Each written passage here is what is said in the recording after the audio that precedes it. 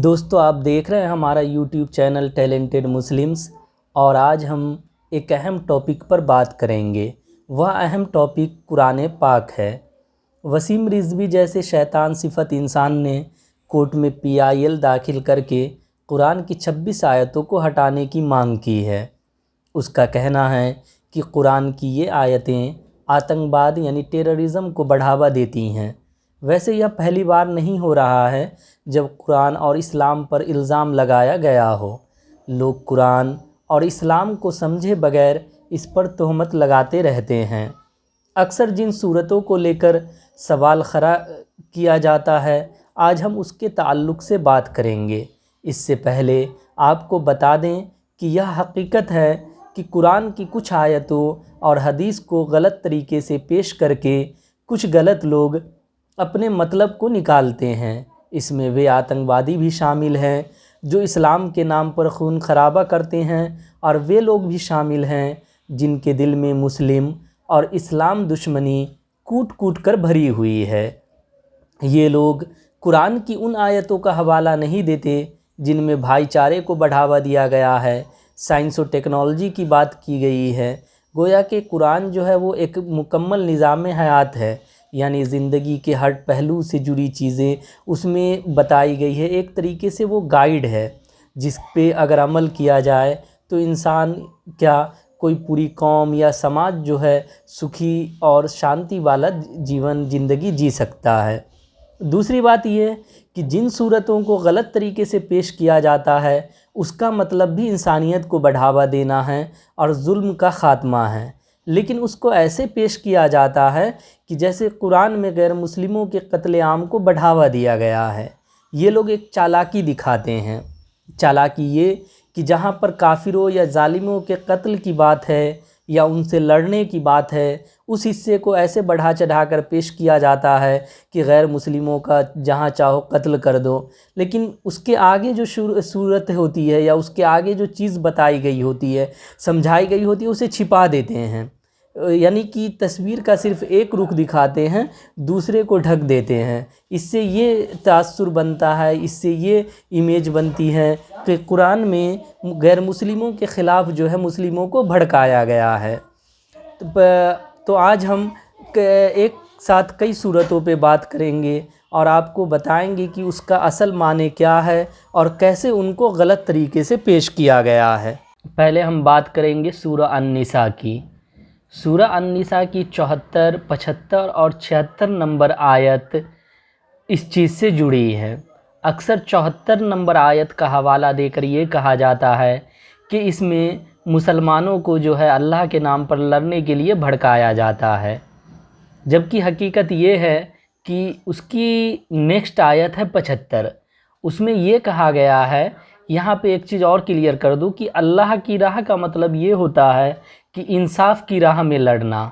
लेकिन यहाँ पर जो दूसरी कम्युनिटी के लोग हैं या जो मुसलमानों को बदनाम करना चाहते हैं, वो अल्लाह की राह का मतलब जो है वो जिहाद से जोड़ देते हैं या सिर्फ गैर मुस्लिमों को कत्ल से।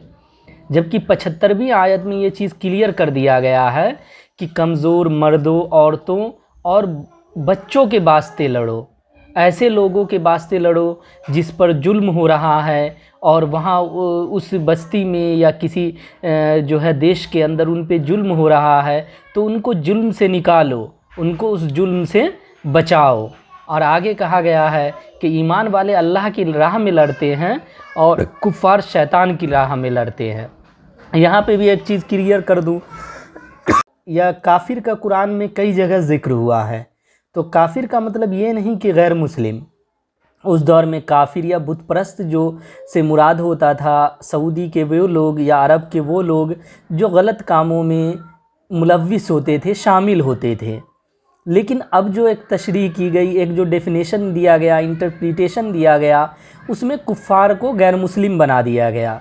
जबकि हकीकत ये है कि अगर कुरान की नज़र में देखा जाए तो इंसान दो ही कैटेगरी में है। एक जो सही रास्ते में है, जो अल्लाह के रास्ते में है, और दूसरे जो गलत हैं, यानी उनको भी कुफ़ार कहा जा सकता है, भले ही वो मुस्लिमों की तरह टोपी दाढ़ी क्यों ना रखते हों। अगर वो इस्लाम वाली यानी कि पर अमल नहीं करते हैं तो वो भी काफिरों में ही शुमार होंगे। تو ایک چیز یہ بھی ہے کہ زیادہ تر لوگ اس کو یوں دکھاتے ہیں کہ قرآن میں کہا گیا ہے کافروں یعنی غیر مسلموں سے لڑو، جبکہ بات یہاں پر ہے ظلم اور ظالم سے لڑنے کی۔ کفار یا کافر جو ہے وہ ریفر کیا جاتا ہے ظالم کو، نہ کہ غیر مسلم کو۔ سورہ البقرہ کی آیت نمبر 190 اور 191 پر بات کریں گے۔ ان دو آیتوں میں جہاں اللہ کی راہ میں لڑنے کے لیے یعنی ظالموں سے لڑنے کے لیے کہا گیا ہے، وہیں یہ بھی کہا گیا ہے کہ جو ظلم کرتے ہیں، جو لڑنا چاہتے ہیں تم سے، یعنی کہ جو ظلم کر رہے ہیں، تم نے انہیں سمجھایا اور وہ باز نہیں آئے، تبھی ان سے لڑو، ایسا نہیں کہ تم زور زبردستی کرو۔ اس آیت کو اگر آپ پڑھیں گے 190 اور 91 آیت ہے، اردو میں اس کا اگر ہم ترجمہ کریں تو وہ یہ ہے کہ اور اللہ کی راہ میں لڑو ان سے جو تم سے لڑتے ہیں اور حد سے نہ بڑھو، اللہ پسند نہیں رکھتا حد سے بڑھنے والوں کو۔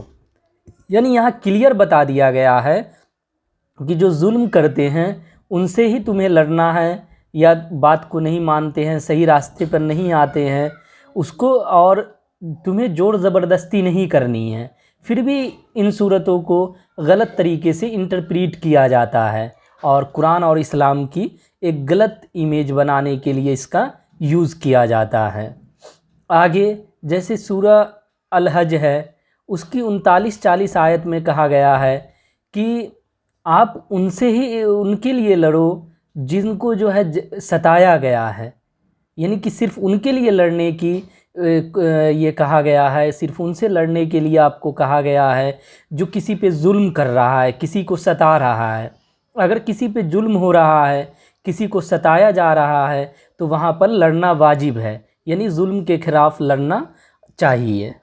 اسی طرح سورہ التوبہ کی آیت 38 اور 39 میں لوگوں کو حوصلہ افزائی کیا گیا ہے، یعنی ان کا حوصلہ بڑھایا گیا ہے کہ اگر تم خدا کے راہ میں لڑتے ہو، ظالموں سے لڑتے ہو، ظلم کے خلاف لڑتے ہو، تو تمہیں اس دنیا کے بعد بہترین زندگی ملے گی۔ یعنی وہاں پر جو انکریج کرنا ہے لوگوں کو ظلم کے خلاف، برائی کے خلاف لڑنے کی، کہا گیا ہے کہ تم اپنی ساری چیزوں یعنی دنیاوی لالچ کو چھوڑ دو۔ اور ویسے بھی دیکھا جائے ایتھیکل طور پر یا اخلاقی طور پر جو ڈیفرنٹ آئیڈیالوجی ہے اس میں بھی یہی کہا گیا ہے، بلکہ جو ایمانداری کی ایک مثال دی جاتی ہے کہ لالچ میں انسان کو نہیں پڑنا چاہیے۔ لالچ دیٹ مینس کہ دنیا کی لالچ میں، پیسے کی لالچ میں یا کسی چیز کی لالچ میں پڑ کر کے آپ کو برائی کا راستہ نہیں اپنانا چاہیے۔ وہی چیز قرآن کر رہی ہے تو اس کو غلط طریقے سے پیش کیا جاتا ہے۔ یعنی کہ اس طریقے سے قرآن کی آیت کو اگر آپ ڈیپلی جائیں گے تو صرف اس کا ایک ہی میسیج ہے کہ آپ کو ظلم کے، برائی کے خلاف لڑنا ہے، جن لوگوں کو ستایا جا رہا ہے ان کے لیے کھڑا ہونا ہے۔ اللہ کی راہ کا مطلب یہی ہے کہ برائی سے لڑنا، اللہ کی راہ میں لڑنا ہے، لیکن اس کو غلط طریقے سے انٹرپریٹ کر دیا گیا ہے۔ دوستو اس کے ساتھ ہی ہماری یہ ویڈیو اسٹوری ختم ہوتی ہے۔ یہ ویڈیو اسٹوری آپ کو کیسی لگی کامنٹ کر کے ضرور بتائیں۔ ویڈیو کو لائک اور شیئر کرنا نہ بھولیں، ساتھ ہی ہمارے چینل کو سبسکرائب بھی کر لیں اور بیل کے آئیکن کو بھی دبا دیں تاکہ ہمارے نئے ویڈیو کا اپڈیٹس سب سے پہلے آپ کو ملے۔ پھر ملتے ہیں نئے ویڈیو کے ساتھ، تب تک کے لیے خدا حافظ۔